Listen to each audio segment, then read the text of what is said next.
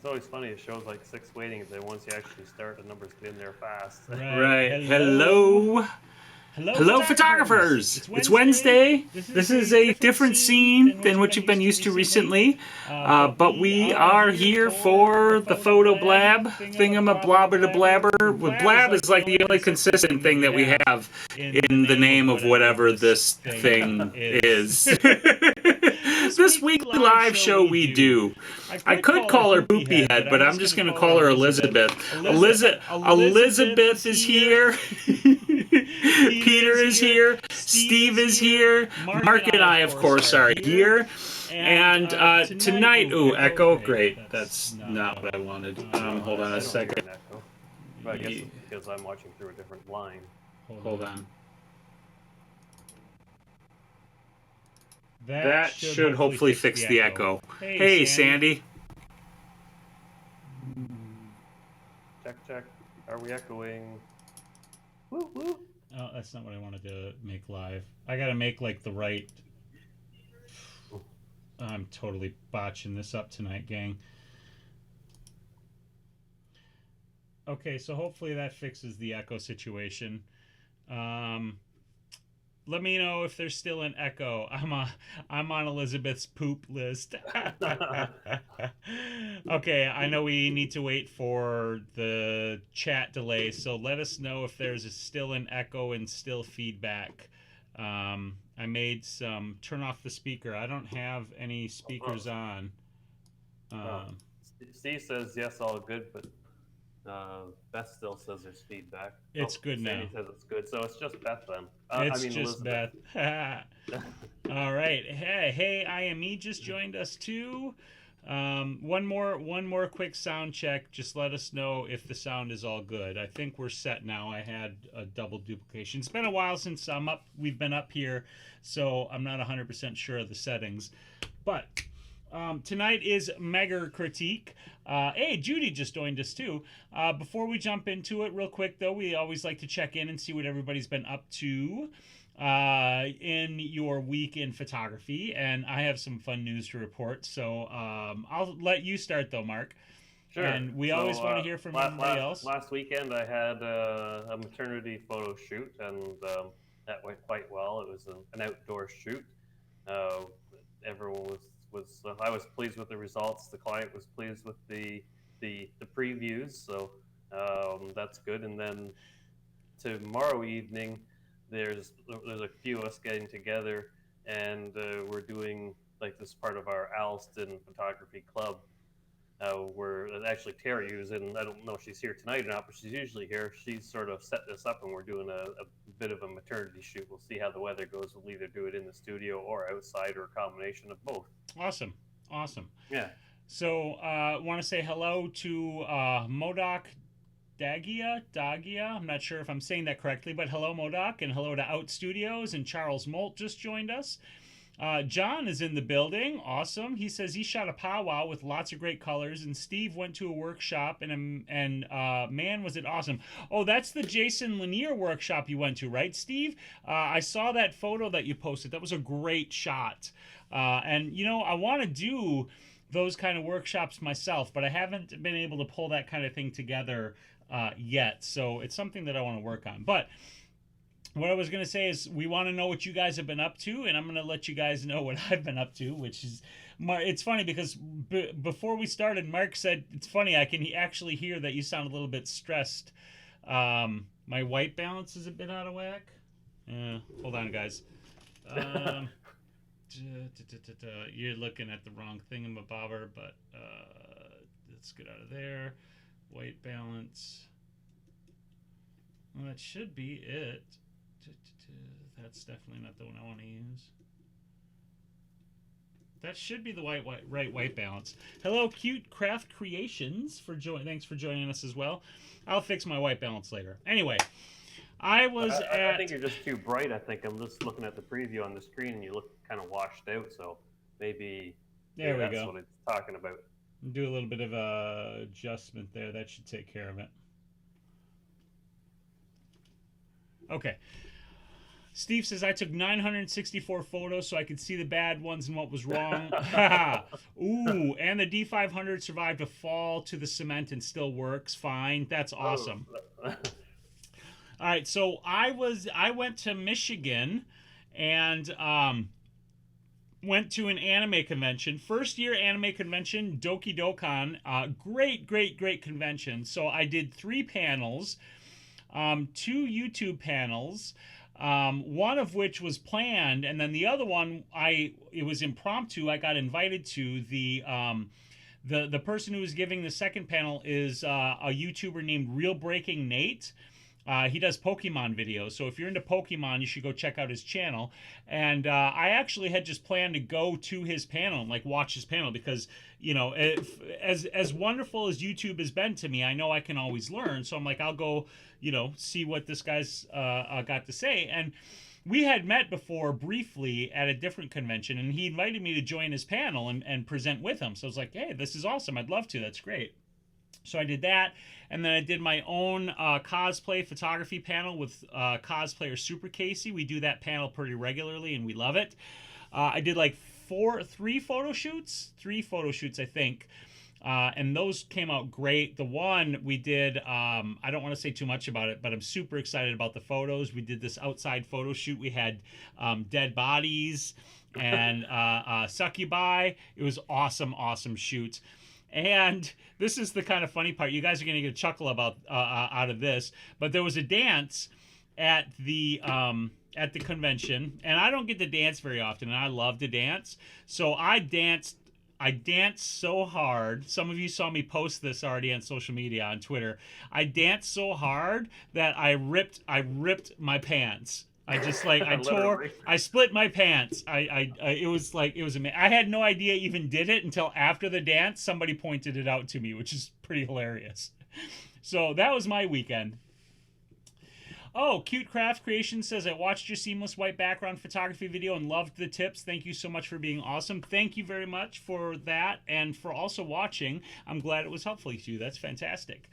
Let's see. Steve says, it was so bad I tripped and had the monopod and flung it straight down. Only one scratch and it worked. Wow, that's awesome. It's great when they build cameras to take a beating. I love seeing that. Yeah, I had my old K7 when I had it. Mm-hmm. It somehow disconnected from the lens, but the lens didn't fall because it was on my black rapid strap, but the body fell and it still worked. But it did scratch it a bit though. Okay.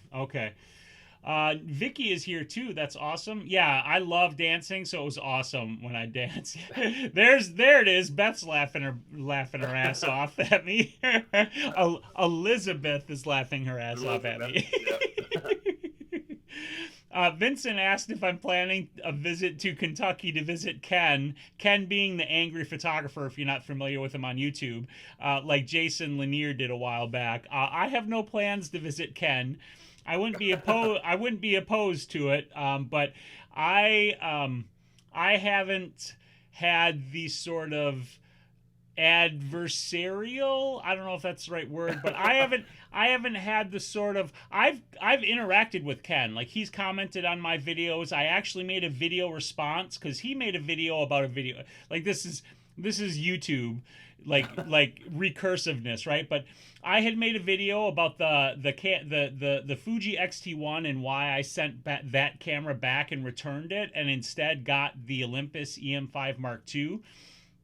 Ken saw that video and made another video where he called me a goofball, which I thought was hilarious, and he also was criticizing one of the points that I made in my video. And I made a video, but I didn't attack Ken.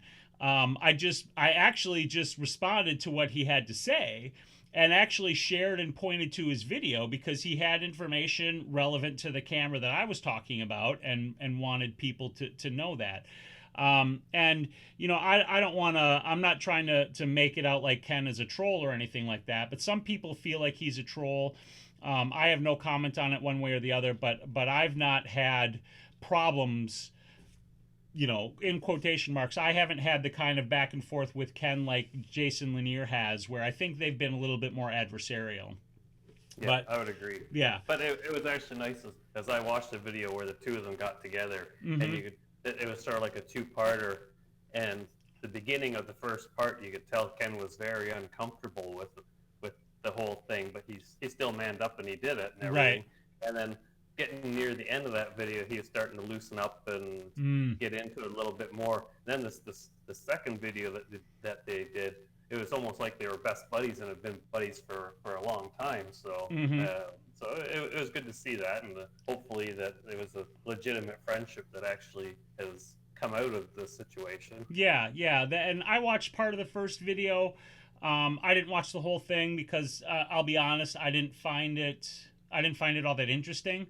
And this isn't a criticism of either Ken or Jason, but I just didn't really care, to be perfectly honest. I mean, you guys know me. I'm not one for beef. I'm not one for, controversy. Drama. Exactly. I'm not one for Nikon. We joke about like ripping on Nikon and this and that and the other thing, but you guys know that I love all cameras. It doesn't matter who made them.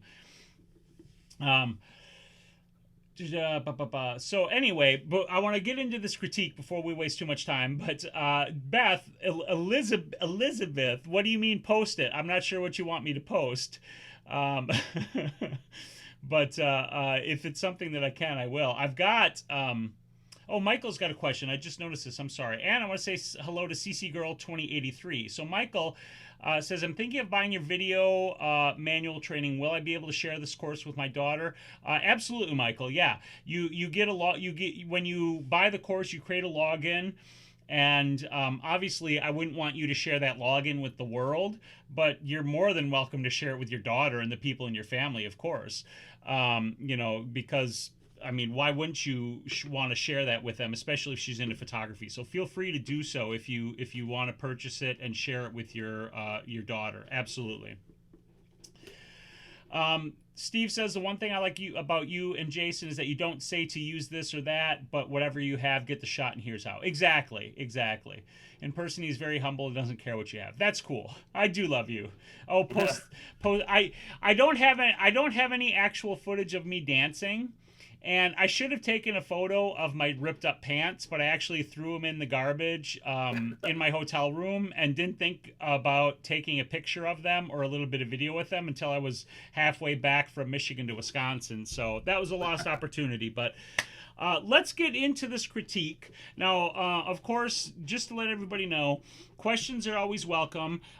We want your comments and thoughts on these photos as well, but also, and we normally don't have a problem, but we always like to reiterate this. This isn't about tearing apart other people's photos. This is about looking at them and learning from them. So you're welcome to share your opinion, but keep it nice and keep it constructive, because that's the goal here. Yes. So we're going to start with this photo here today. We've got a bunch of photos, and if we make it through all of these, we even got more that we'll pull up. But this first one is from Mike McKenna, and Mike is a regular. I'm not sure if he's here with us tonight, but this is the magnificent... Oh, Hannah, awesome. Hannah, can you pretty please send me video of me dancing at Doki? That would be so awesome, because I would love to include that in my behind the scenes video from the whole weekend. And I didn't realize anybody took video of me dancing. Oh, pretty please send that to me. That would be amazing. You weren't supposed to know. Oh, I'm not ashamed of my dancing. I know I look like a damn fool, but I don't care. I'm just having a good time. Exactly. I just want to have a good time. Yeah. All right. So anyway, this first photo is titled The Magnificent Swan. It's from Mike McKenna. If you want to check out Mike's work, you can visit his website. And Mark, if you want to grab that link and pop it in the chat, that'd be awesome. Yeah, I will do that. He says, Mike says of this photo, I don't know, I really enjoy this one. He says, I used aperture priority on the Nikon D810 with the 70 to 300 millimeter Nikon lens. This was shot at ISO 800 with an aperture of f8 and a shutter speed of 1/1250th of a second.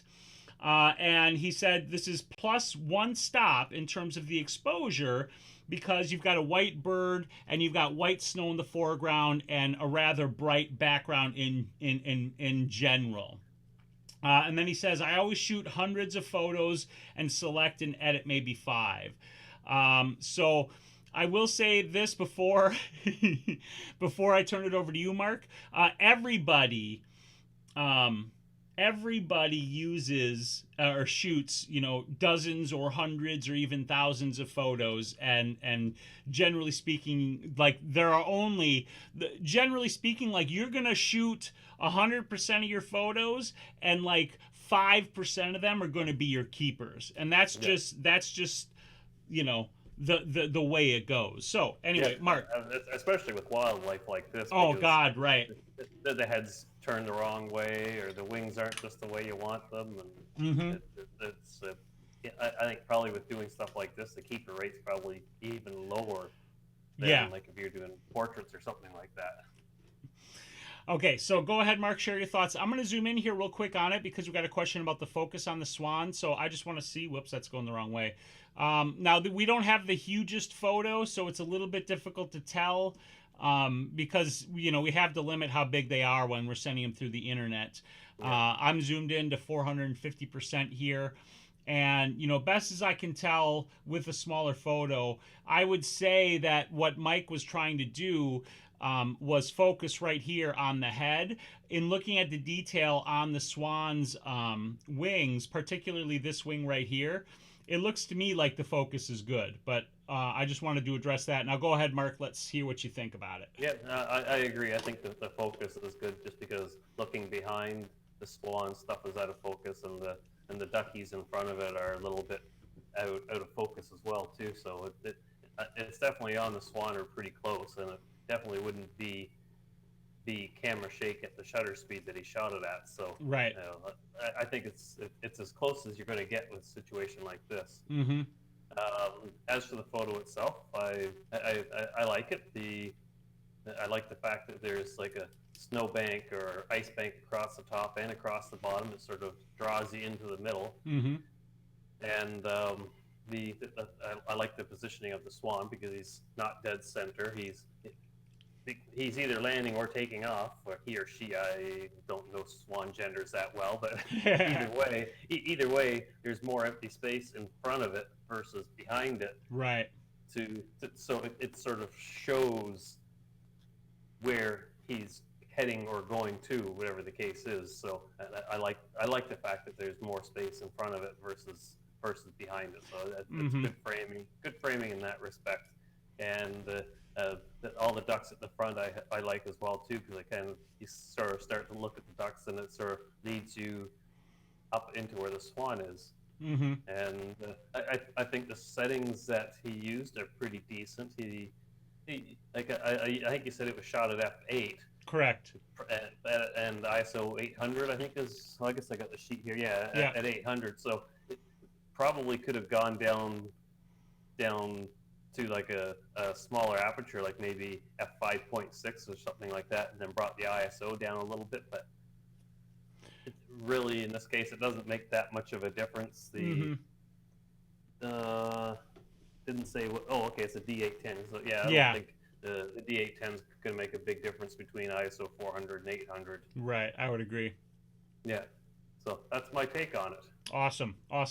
So I want to just cap up the comments here quick. So Charles says the focus looks okay, and Beth says as well. Cute Craft Creation says, I love the feathers. Joel says, or Peter says that Joel Sartor, who's a photographer for National Geographic, said in one of his lectures that he's happy when 3% of his shots turn out okay. So I'm glad if I get 5%. And I'm with you on that. I'm absolutely with you on that. So somebody commented up that Charles said it looks like the swan doesn't fit. And I can kind of see why you might say that, because you have like all of the ducks in the foreground and then the swan, and the swan is a bird, but the swan is different from the ducks. But I kind of like that aspect of it. I also like the potential energy of the swan. So Mark, you were talking about like how, you've got all of this room here in front of the swan and much less room back here behind the swan. And I like that gives us a lot of potential to me, it looks like the bird is taking off, which means like the trajectory is in this direction, and that energy and that forward motion, which is also aided by this splash right here, you've got all of this room to move into with that motion and with that framing, with that open space in front of the bird. So I think that's really excellently done. I like the layering that you talked about too. Like you've got this ice shelf up here, and then you've got this other ice shelf down here, and that gives you this whole band in the center of water, and it frames it, and it gives you a way to focus on the center of the shot. And then you've got the ducks, and I really like the ducks in general because they are just sitting here like doing their thing, and they add a great deal of contrast to the image because with the swan and the water and the ice, there is contrast there, but it is also very tonally the same because you have the white bird against the bluish water and then the bluish white ice. So the greens and the browns and the oranges of the ducks in the foreground there add some different color and contrast that I think makes it pop, which is a really interesting framing choice. And if the swan is coming in for a landing, like this is something where you just got to be there and you just got to be ready and you got to be shooting, which I'm sure is what Mike was doing. So this is a situation where you're waiting and you're being prepared, and then you're probably following the bird in and catching this point right here where the bird connects with the water, assuming that the bird was actually coming in for a landing. So I like this quite a lot. I think it's really well done. I love the detail on the feathers, which is something that Cute Craft Creations mentioned. I love, like I said, the potential energy that is in the swan. And that's another nice contrast against all of the ducks, because the ducks are just kind of like chilling, right? Like they're there, this one, right, this one here has got like a little bit of potentiality to it because it's up on its feet and it looks like it's going to be heading in that direction. But generally speaking, like the ducks are just like chill, whereas this swan here has got this like energy to it, and that's one of my favorite things here. Yeah, agreed. A couple of comments I've noticed that they commented that they probably would have liked it better if the ducks weren't there. For me, I think either way works. If the ducks weren't there, so be it. But to me, the ducks being there I don't think it breaks the photo by any stretch of the imagination. Yeah, like I could see a shot where the ducks aren't there, and in a way that would be nice because then you have this sort of very tonally clean image that's not disturbed by them. But wildlife being what it is, like sometimes you get ducks and there's not much you can do about it. So yeah, they're just ducking about. right. And I'm okay with that. And I don't mind the ducks being in the shot. Elizabeth says that she loves the framing. Steve says for a very white photo, it's nice to see the white have detail and still have darks. Absolutely, that's 100%. Yeah, that shooting something white like that is tricky. Yep. So this isn't actually critique related, but Cute Craft Creations says, I know next to nothing about photography, still learning about f-stops and all that stuff. And like Peter said, you're in the right place. We're all here to help everybody learn. So if you have questions, feel free to ask. Yeah, absolutely. And then on the second point where Cute Craft Creation says, I have a Canon Rebel T5i, so it's not a cheap camera, but not a professional one. I'm saving up to get another lens for it. And I just want to address that. Like the T5i, that's a great camera. I hate the term professional camera, to be perfectly honest, because the truth of it is any photographer can take amazing photos with any camera, provided they have an understanding of how cameras in general function and can leverage that to their advantage. So, it doesn't sound like you're hung up on the quality of your camera, but know that you've got an excellent camera, and the fact that you're actively trying to learn means that you are going to be able to take great photos. Yeah, absolutely. Yeah, because it's all about you and your understanding, and far less about having a Nikon D810 as an example or something along those lines. So yeah, we all start somewhere. Oh yeah, Steve, we do have your photo. If you want me to critique it, that's why I included it in here. But if you would rather me flip around to the other one, I could grab that one real quick. Let me know and we can make that move. I'm happy to critique that first one you sent in though. All right, so we're going to move on to the next one, and this photo comes from Craig Jones. And I really like this photo, and I think it's really interesting. So I'll go ahead again and read the comments here, and then we'll let Mark share, and then we'll go from there. So this is Craig's photo, and he says, this is a long exposure photo with my friend as a stand-in. This was shot with the Sony a7R II with a Zeiss 25mm f2 lens and a 10-stop neutral density filter. And the ISO is 100, the aperture is f11, and the shutter speed is 47 seconds. 47 seconds. And then he says, I am colorblind, which is why this image is black and white. I struggle with greens and blues, which was really the only colors in the photo. All right, so with that, I'll turn it over to you, Mark. I really love this photo. For me, I think the biggest challenge when shooting this photo was the fact that his friend had to sit there still as one of those rocks for 47 seconds, and that's, for anybody, that's a difficult thing to do. Like, I don't see much movement in him at all, so kudos for that. Compositionally, I really like it. I like the way the bridge sort of disappears into the fog in the background. I like the silky look of the water from the long exposure. I've been playing around a little bit with the long exposure stuff myself lately, so I can truly appreciate the look.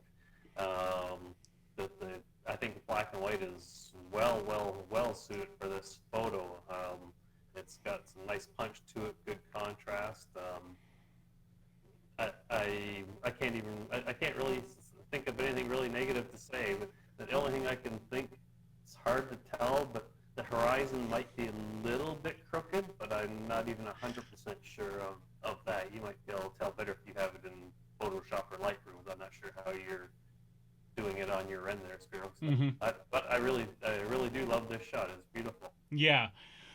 I love it as well. The only thing I noticed is the same thing you noticed. To me, it feels like the horizon line, specifically the water line, right here, slopes downward, and this should give us a pretty good indication. So I'm starting at this point, and that's a straight line.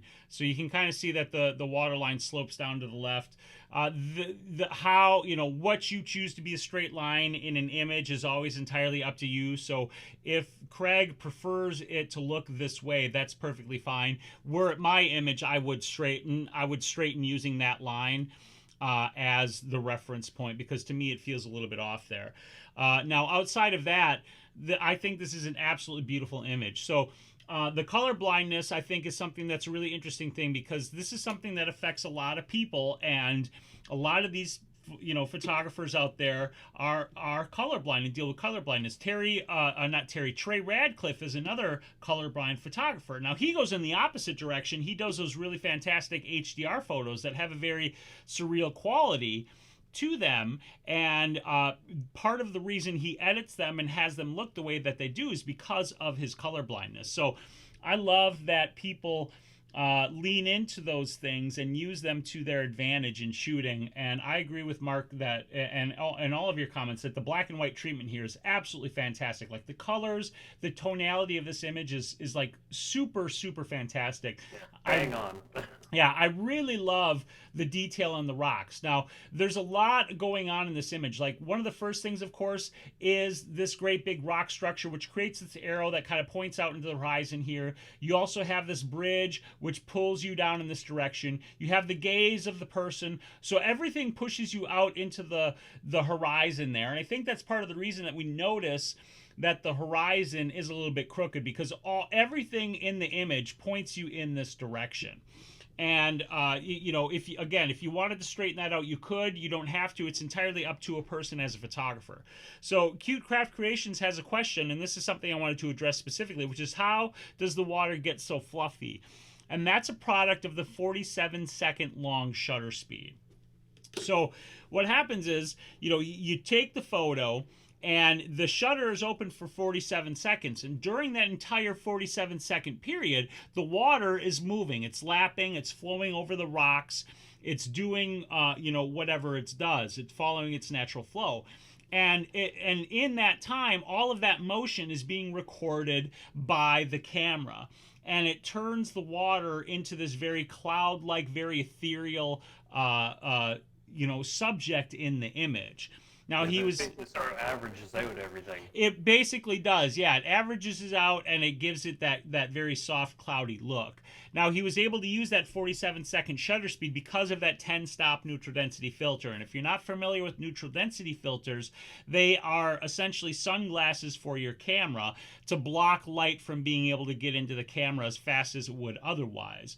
So without that 10-stop neutral density filter, I'm going to ballpark this, but his shutter speed probably would have been, let's just say something like 1/100th or maybe even 1/1000th. I don't think 1/1000th, but maybe 1/100th or maybe 1/500th of a second. Instead, he was able to shoot for 47 seconds, nearly a minute long. So all of this is really fantastic. The exposure is on point. Like, I can't say enough about how wonderful this image is, and I really love it. I think it's fantastic. Yeah, I just put a link in there for a 10-stop, just so people can have a look to see what a 10-stop filter is. Right. All right. So Peter wanted to know if I could just do a quick straighten on this so people could see what we're talking about. So I'm going to go ahead and just use the ruler tool and drag it down over there. And it's not exactly perfect, but that will straighten the layer for us once I hit the button. And I need to crop it now too, but this is what it looks like straight. So I think I can see why he probably didn't want to straighten that, because in looking at this, let me just... I hate the crop tool sometimes. I'll just pull this in very quickly, very roughly on all of these edges. And in doing so, to me... Oh, hi, Kim. Oh, hey, hon. I was going to say that too, but that wouldn't sound right. No, I like it. I definitely like it straightened like that. For a second, I was thinking it feels too off-kilter in the other direction, but I dig it. I don't know what you guys think, but I dig it. Hey, Danny, how's it going? And I also wanted to say hi to Sandy, who joined us. So, yeah, that's the only thing I would change about the image were it mine. Otherwise, beautiful, beautiful work, Craig. Love the softness. Love the way everything points you into the horizon. Love the black and white treatment. It's really great work. So this next... Apparently my microphone is a little bit fuzzy. I made an adjustment of the position, but I don't know why it would be fuzzy, because it's where it normally is. Something on your end, maybe? It's a possibility. I thought it was my headphones, but I wonder if my mixer is... A fuzz filter's on. Acting funny or something. But it's just my computer sound. I'm not sure if there's going to be anything I can do about it. Okay, well, we won't worry about it. All right. So we're going to switch over next to Steve's photo. And, whoops, that was the wrong thing. All right, so here's Steve's photo. I'm going to switch back to the brush tool. And this, let's see here. So Steve says this is the Nikon D3300 with a single speed light against a black sheet on the couch. My first try at a low-key shoot, probably the best one I got that night. And this was shot at 55 millimeters with an ISO of 200, an aperture of f4, and a shutter speed of 1/200th of a second. And Mark, you want to go ahead on this one, or you want me to start? No, I can start. Go for it. Settings-wise, I think the settings are basically where they need to be. The image is nice and sharp, especially on her face, and her knees are a little bit out of focus, but that's okay. But it shows that the focus was actually on her face, so that's good. It's captured where it should be. Couple minor things. I do find that her hand, for her right hand, just the fact that it's just sort of floating there looks a little bit odd. I would probably have just cloned that out just to make it all black in that area. And the other thing that I would have liked to see is actually eye contact, because straight now it just kind of looks like she's just looking to nowhere, as if there's some eye contact. I think it would just make it a little bit more personal with an image like this. Other than that, the lighting looks decent for a single light setup. It looks like it was literally just a bare flash, because the shadows are pretty harsh, but it's definitely not a bad thing. They're not that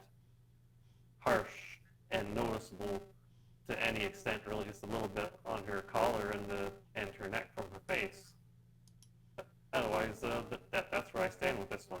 It's a nice shot. Mm-hmm.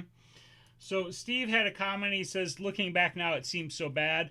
And, don't don't get too hard on yourself. Like this was your first attempt at doing something like that. And, seeing your older photos, you're always going to think that. Like, I think the same thing too when I look back at my older photos. Mark's scratching. We all do. Yeah. I'm still scratching. Yeah, I don't, Make sure my plug's in. It's in all the way, so I'm not sure why. yeah, that would be, I don't know if I can change anything on my end. Let me try.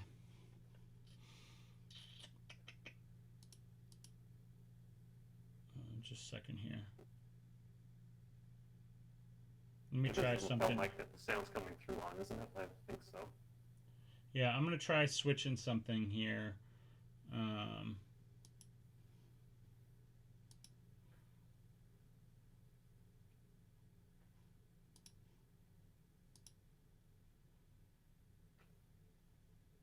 Okay, try that now.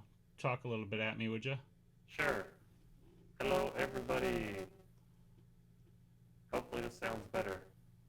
If not, we'll just have to live with it. Right. Yeah, I think it is what it is, and nothing we can do at this point of the game. But I hear once in a while coming through my headphones, it sounds like almost like a sloshing noise. I'm not sure whether it's if maybe that's sort of the same noise they're talking about or not. Yeah, I don't know. All I'm getting is fuzz out of you, so I'm not 100% sure what the situation is here, but I'm gonna give me just a moment here to make a couple of quick adjustments on the audio. I apologize for the audio issues here, folks. I can switch to my other mic and see if that makes a difference. Okay, why don't you give that a try? Somewhat handy while you do your thing. I'll switch it out here. Okay, so yeah, still scratchy. Okay, sorry about that. Yeah, I agree. Cute Craft Creation, she's very pretty. And so first of all, I'm guessing, Steve, and if you could confirm this, that the flash was on camera, like basically pointing pretty directly. Oh, no, actually, no, I'm not 100% sure about that. Actually, I would say looking at this a little bit closer, it looks like the flash was off over to the side here because you can see the highlight on the hair here and then this shadow created over here by the flash. So that would be my guess. The main thing here is just like small tweaks to the posing. Okay, it is on a stand to the right, and then potentially changing the light depending upon what you want out of the shot. So I agree with Mark that the hand right here, that's something that's a little bit distracting because it just, you can see just a little bit of a part of her hand behind her leg there, and so it looks like it's just kind of floaty, and that's something you could either clone out, or when you're shooting, you would want to just try to keep an eye out for those things, and you'll miss them sometimes even when trying to look for it, because I know I do. And you would just, suggest, if you could just slide that hand down, or something like that to get it out of the shot. I think her pose in general is fantastic. Very small things. One, like Mark said, now you can go with or without eye contact depending on what you're going for, but it looks to me like she's looking down, and because she's looking down, it's very heavily lidded, and it almost looks like her eyes are closed. So if you didn't want her looking directly into the camera, which is totally okay, having her look straight forward so that her eyes come up and her eyes open and you can actually see the eyes, I think would add a lot. And then and this is something that's very common when people are posing, so it's something that I'm constantly looking for, but it's very easy for us to pose in a way that loses the neck. So when you're looking at her neck here, like there's some very nice elongation on her neck on this side, but because of the way she's posing and the way her head's turned, you've got this side of her neck is kind of lost. And so bringing up the chin to elongate the neck is something that is going to make anybody look better and more elegant in a photo, and so I would just suggest that as well, like bringing the chin up a little bit, and that's gonna bring the neck up more, which I think is gonna be fantastic. I love her smile. I think her pose is fantastic. If you wanted something a little bit more dramatic, then what you could have done is I'm guessing that this is direct non-softened light. So like I'm not sure if you use an umbrella or not, but it looks to me like you did not use an umbrella, because if I look at this shadow right here, that shadow has a very hard and defined edge to it, which leads me to believe it was just the bare speed light. And if you don't have an umbrella, I totally understand that. But with a an umbrella in here, what you would do is you would soften and feather the light along the length of her body, which would just add a little bit more drama and softness to the entirety of the image, which I think would be really, really nice. Okay, so you have an octabox now, yeah. So that's probably something that I would suggest. Now, let's see. We've got Beth asking about the hose at the knees. This is something, because one of the things I want to also address is the black of the shot. And the fact that you put the black sheet on the couch to set her off against the background, I think is a brilliant move, because a lot of times couches are great for posing but are terrible for photographing. so using the black sheet and using that to black out the background, I think is really helpful. One of the things that could have also been a nice addition, especially when it comes to the hosiery down here, because with the black hosiery we lose her legs a little bit, and if you don't have a second light, this is something that you couldn't do, but having a rim light coming back from this direction, or just a front light off to the left to pop a little bit of light in on the socks and the legs, or the hose, to separate that from the rest of the background and give it some more detail and definition. Yeah, that explains a lot, because there was I was wondering about the legs, and I think you're right with the hosiery. I didn't notice it there at first, and I switched mics and it still sounds scratchy, I think. Yeah. So it might be something on my end, but without like a full shutdown and diagnostic, I'm not going to be able to find it out. So apologize. We're just going to have to put up with some scratchy sound from Mark. I'm very sorry for that, folks. But back to the photo, like, I think you did an excellent job, Steve, especially for, trying this as, for the first time, which is what you were doing at this time. And I've already seen that you've come a long way in your understanding of light and the things that you're doing with your photos. So I think this is a great effort, and I think it's a photo that you should be proud of, because you have learned a lot and you've been learning with this, and it's great work. Yep, absolutely. So we have a couple questions. I agree, Charles. She's a very beautiful woman, and that's part of the reason you should be very happy with the photo. I think it's a really, really fantastic job. Let's see here. So here we go. Hey, IME says, can you get an all-black background using a shoot-through umbrella? Yes, you can. What would happen... And this is something that can present challenges, so something that you need to think about and work on. Like, if Steve had an umbrella, part of what would happen here is, in all likelihood, and I'm not sure, this is a question, Steve, did you do any work on the background to darken it after the photo, or is the black and the background and everything else as dark as it is? Just as you shot it. Because with an umbrella, that's going to make your light source larger. And when you make the light source larger, it's more likely that you're going to get light back, here, which is going to illuminate some of the couch detail, and over here, and probably even up over here. So because she is on the couch and on the sheet, very little just to make it solid black.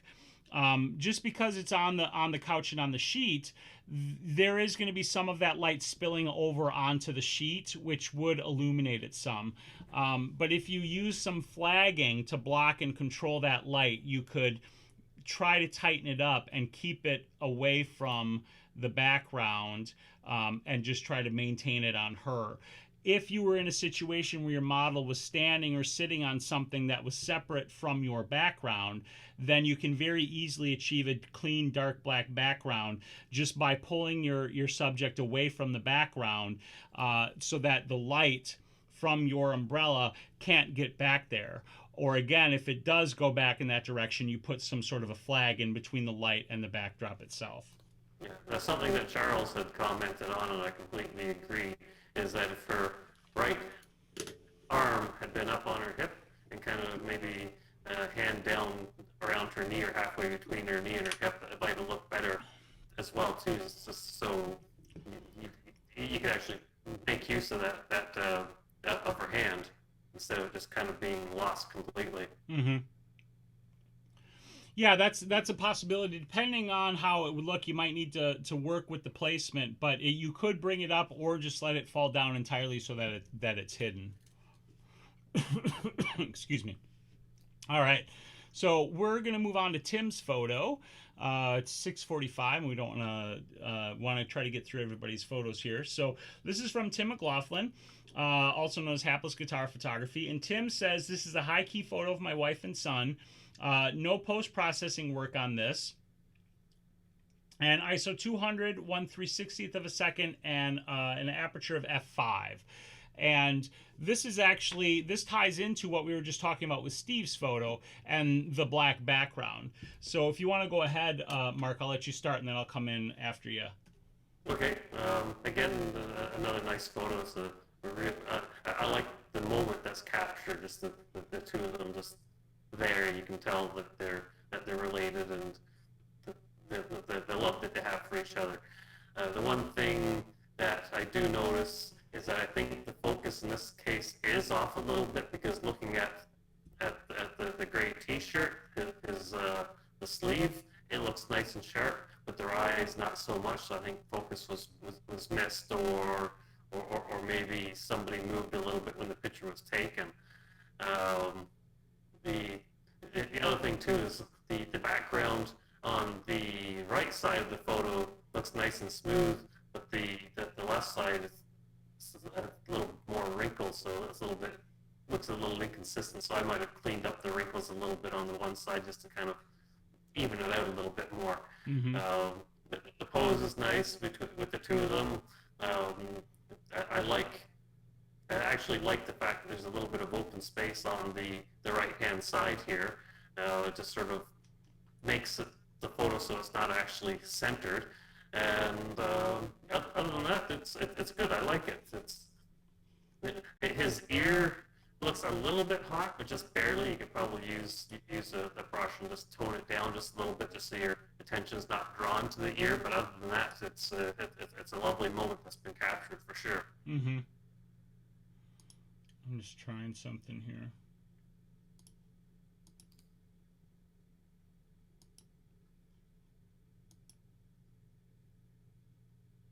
Okay. Try talking a little bit for me, Mark. Sure. How's that? Any better? Or is it still all weird and crappy? I don't hear the weird noise in my headphones now. Yeah, So it seems better. I'm worried we might get a little bit of feedback, but that hopefully might take care of the sound. I'm not sure if you guys can you guys hear Mark? Talk a little bit for me, Mark. Yeah. Can you still? I can switch back to the lapel mic because it'll be closer if I think it's a volume issue. Let me just quickly switch it back here. Okay, everybody's saying it's good now, so I'm just going to leave it as is. I seem to have a problem with my mixer, which is frustrating because this thing is relatively new. Anyway. Well, at least it's not me then. Yeah. Okay. So with this photo, there's I agree 100% with Mark. It looks like the focus is on the shoulder rather than on the eyes and faces, and that's something that does detract from the photo a little bit because everything looks a little bit softer. I think the posing is great. I think the lighting is great. They're very cute. It's a nice family kind of together moment. So I think that's all really excellent.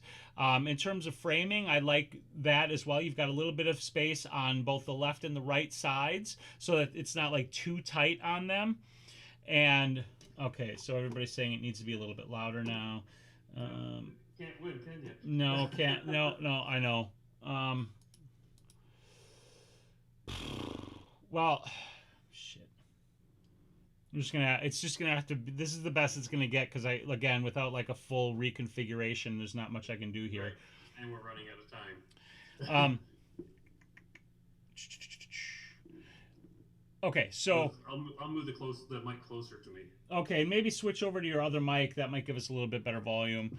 Try that. Maybe that's better now. Yeah. Okay, so Judy says, can you fix some of that soft focus in the eyes in Photoshop? You can a little bit, but it's limited as to how much you can do. So, like, I actually have a sharpening action. I'll just run that real quick so you guys can see, what would happen. And this is the high pass sharpening method. I'm not going to go deep into the method itself, but with this, whoops, I got to undo everything because I forgot to include a duplicate layer, so that'll work now. All right, so with this, I've got this layer here that allows me to do some sharpening, and I'm just going to go ahead and brush it in so you guys can see what the sharpening would look like. And I'll zoom in, and you'll see it sharpens it up a little bit on the eyes. I'm not sure how well it's coming through on YouTube, but even with that sharpening, like the faces still feel a little bit soft. That sharpening I did helps actually quite a bit when I'm looking at it, to me. So this is with the sharpening applied and on, and this is with the sharpening off. So something like this would work because if the eyes are sharp in a portrait, that's like 99% of the sharpness perceived in the image anyway. So their nose and lips and everything else might still be slightly out of focus, but that's, the eyes is what draws our attention, and that's what we look at. So yeah. And a lot of it also will depend on exactly what you're doing with the photo. Like if you're printing it out on a large print, you'd probably notice it. If it's just for web use and people aren't going to be criticizing it and looking at it, like, not that we're criticizing, but the fact that this is actually what we're doing is critiquing and finding the points that can be improved on. Mm-hmm. Most people probably would never even notice. Mm-hmm. And the fact that the high pass did help a little bit, it would definitely probably still be usable in most cases anyways. Right. Now, in terms of this is a high key shot, so this might have been what Tim intended, but we've got a black background behind the subjects, and it's catching a lot of light. Now, if you wanted that black background to be more like what Steve has in his photo here, then this is where I'm talking about flagging the light. And if you look in their eyes, you can see the catch lights here, right? So the lighting is basically, in terms of the photo, the lighting is basically like right here. It's up high, and it looks like a softbox, or not a softbox, an umbrella, possibly a beauty dish, coming down at an angle on them. And you can also tell because you can see like the highlight in the hair right here. Oh, what the heck? I'm on the wrong layer. You can see.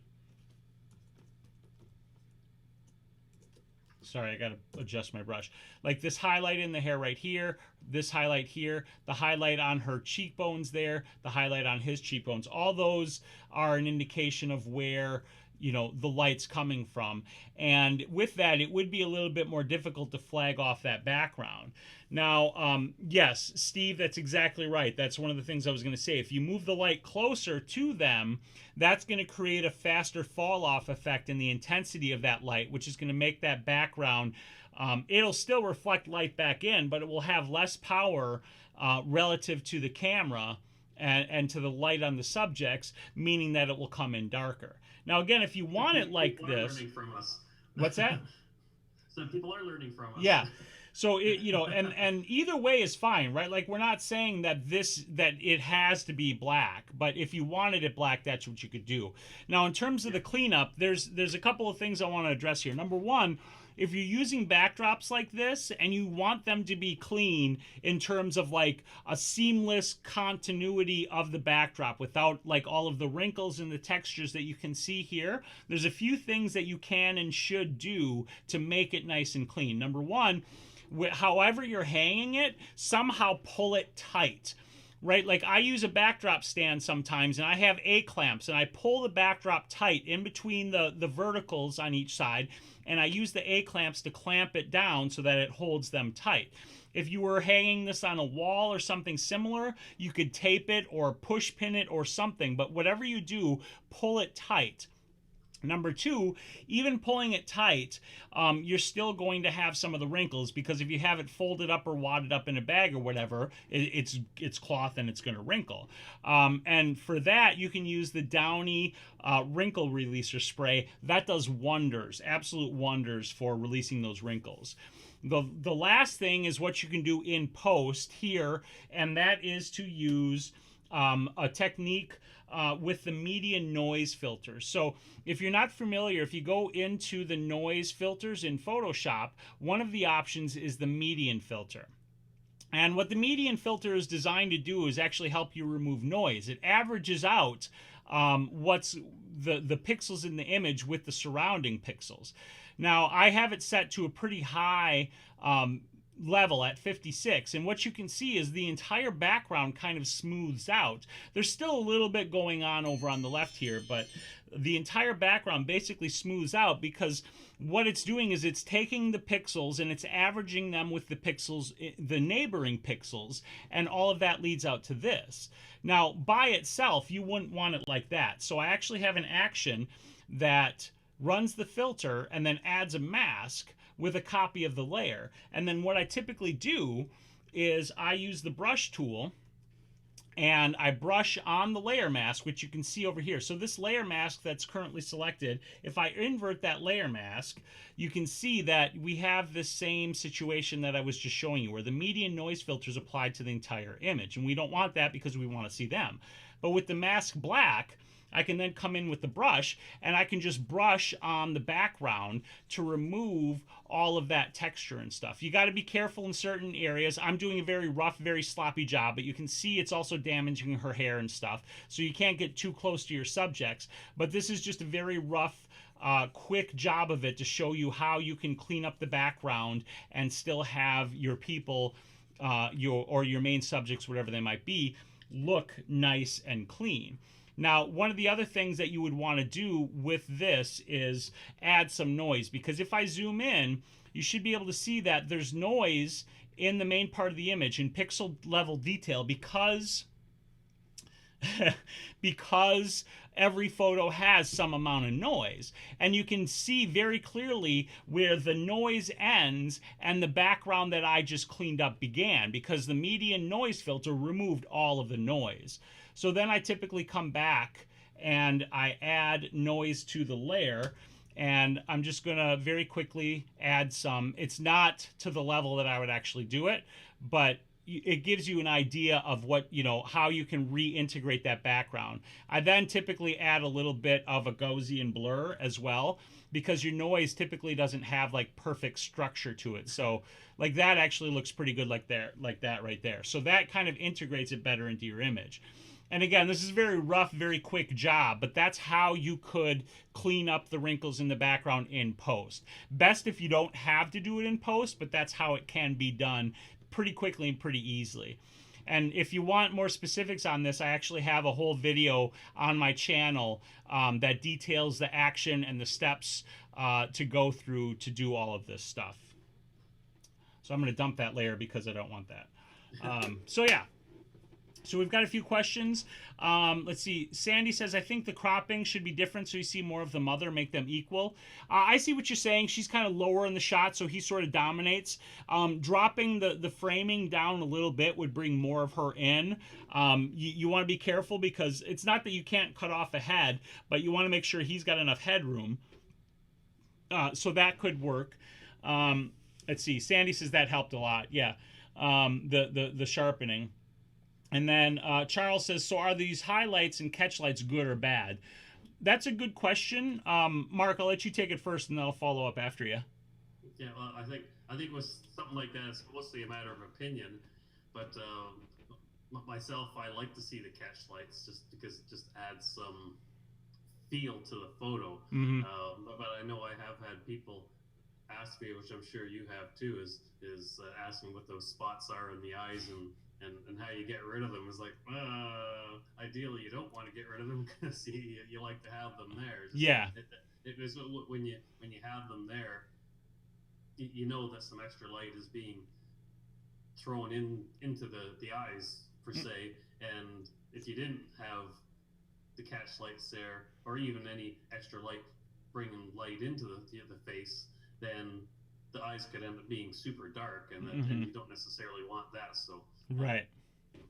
Plus, if you have catch lights, it sort of shows that you're doing things a little bit more professionally, and it's that things it sort of brings things to the next level. Yeah, I agree 100%. I think the catch lights, generally speaking, catch lights in the eyes when you're taking portraits are good. There are situations where you don't want catch lights sometimes, depending upon the kind of photo you're trying to make. But generally, catch lights in the eyes are good. And regarding the highlights, that again, that's entirely subjective. The key is like understanding, okay, if I put a light up here, that means there's going to be, as the light falls down, right? Like if we're looking at this shot here, as the light falls down, we've got, the way she's posed, her face is forward, and naturally we have these planes on our face, like our cheekbones and our upper cheeks are elevated, which means they're going to catch light, right? So you get that kind of light right there. And I like those highlights, and I also love this right here. This shadow created by that light defines her cheekbones really beautifully, and I like that a lot because it really, to me, emphasizes her smile, right? Because you have her the face. Yeah, exactly, and it gives shape and definition to the face. So it's not that they're good or bad. It's just understanding if my light is here, then I'm going to get lights here and shadows here. And if you want this in your photo, that's good. If you don't, then you should move the light and reposition it so that the highlights and the shadows are in a different place. It's trite to say, but photography is all about the light. Not only in the fact that we are recording light when we take photos, but the positioning of the light is what makes or breaks a photo depending upon what you're trying to achieve. So understanding that and then using it to your advantage is really key, especially when you are in control of the light and you actually have the ability to move it, to diffuse it, to change the power level, to flag it, and do whatever else you might want to do to it. And there's different types of catch lights, and some look better than others. Some, like an umbrella, will give you a nice round one. Softbox will give you a square one. Reflectors typically will give you a round one. Actual window light will give you the shape of the window, and that's why some people like square softboxes, because it sort of emulates the natural window light, the look. And then there's also ring light. Myself, I'm not a fan of the ring light catch light, but to each their own. Right, I agree. So a couple of back comments I wanted to hit. Steve said, I'll say something though. Since that photo he took, I've watched and listened very intently and made some much better photos. Just proves you can improve in a very short period of time with effort. And I agree with that 100% for anybody, for everybody. Absolutely. Yeah. The diligence of studying your craft and practicing it will pay off. It will pay dividends. Yeah, even whether it's something as simple as a composition, or even or even a little bit more complicated as getting your exposure right in difficult lighting conditions. It's you're always learning new ideas and new ways of doing things. Right, and Kim had commented earlier. I didn't get this at the end of the shot when we were discussing, but she said to her, the pose looked a little bit awkward. In Steve's photo, and Steve followed up saying that I think one of the hardest things is actually dealing with the posing, and that's absolutely correct. Like, posing is a very difficult thing to do, both for a model or a subject. Not when I say model, don't necessarily think like a person who is a professional model. I say model meaning whomever you are taking a photo of. So in this case, the model is Steve's girlfriend. And having people pose is very, very difficult to do. One of the best things you can do as a photographer to both help pose your subjects better and understanding the difficulty of posing better, my glasses are filthy, is to actually practice posing yourself. I did that for a year when I took a bunch of... Cute Craft Creations, thank you so much for joining us. You got to go. That's awesome. I'm glad you were here, and hope to see you on the next show. We do this every week at 6 p.m. Chicago time, Central United States time. But back to what I was saying, you know, if you practice posing, whether you do it in front of a mirror or whether you do it in front of a camera, if you as the photographer understand posing better, it will make you a better photographer. I cannot tell you how valuable me spending a year taking self-portraits was to my ability to both communicate and work with the models that I photograph in coming up with poses that help make our photos look fantastic. So that would be that. It's a great thing to do. Yeah, admittedly, posing is still one of my weak points right now. It's something that I'm always working on. That working the camera and knowing the settings and how to use everything, tie everything together, no issues. But yeah, the posing is still the one thing. I don't struggle as much as I used to, but because I've actually have hired professional models and learned some stuff from them, so that definitely helps. Yeah. So we're actually out of time, and I apologize to the folks that we didn't get to in these critiques. We always pick more than enough photos, and we always don't get through them all. But I rather like having the deeper conversations rather than just like whipping through a photo and being like, you know, blah blah blah this, blah blah blah that, blah blah blah. Because you know, when you get deeper into these discussions, it's when you can learn, you know, some of the details that really can help elevate your photos to a new level. Absolutely. So. Yeah. Learn what you can and cannot do, and things to help change what you've been doing. Exactly. So on that note, if you would like to submit your photo for critique, you can head over to selfhelpphotographer.com/critique, and you can submit your photo there. And I want to thank everybody for joining us, Elizabeth and Steve and Peter and Cute Craft Creations and Nazar and my wife and Sandy and Peter and like everybody that joined. If I didn't call you out by name, it's not because I'm ignoring you. We appreciate all of you joining us, Barry as well. And you know, we always encourage you to get out there, take some damn photos, because that above all else will help you learn and improve. There's nothing better than doing. Mark, you want to add anything else before we wrap it up tonight? No, I think really the only thing I can add to what you just said is watching YouTube videos is great because it gives you ideas, but if all you do is sit there and not actually put it into practice, that's when it doesn't really help. So, exactly. Yeah. So that's why you have to get out there and take some damn photos. Exactly. Yep. Get out there, take some damn photos. Thank you very much, everybody. Have a wonderful, wonderful week. I will be live editing on Friday on Twitch, so you can join me there if you want. And of course, Mark and I will be back next week with another live show. Maybe up here, maybe out in the studio. We have no idea what we're going to do yet. Good night, everybody. Night, everybody, including Elizabeth. Yeah, including Elizabeth.